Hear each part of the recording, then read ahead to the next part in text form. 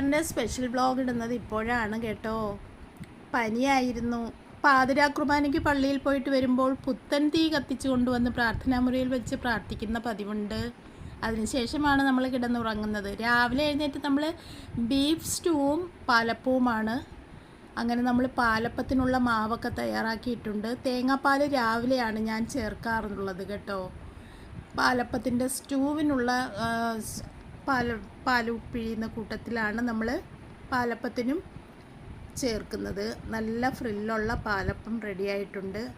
അതെല്ലാം കഴിച്ചിട്ട് ഞങ്ങൾ കൊല്ലത്തേക്ക് പോവുകയാണ് കേട്ടോ. എൻ്റെ മമ്മയുടെ അടുത്ത് പോവുകയാണ്. ഈ പ്രാവശ്യം ഞങ്ങൾ 4 പേരും ചേർന്നാണ് പോകുന്നത്. അതൊരു വലിയ സന്തോഷമുള്ള കാര്യമായിരുന്നു. ഒത്തിരി നാളിന് ശേഷമാണ് ഞങ്ങളെല്ലാവരും ഒന്നിച്ച് പോകുന്നത്. അവിടെ ചെന്നപ്പോൾ സിസ്റ്ററിൻലോ നല്ല സൂപ്പർ ചിക്കൻ ബിരിയാണി തയ്യാറാക്കി വെച്ചിട്ടുണ്ടായിരുന്നു. മമ്മയുടെ വക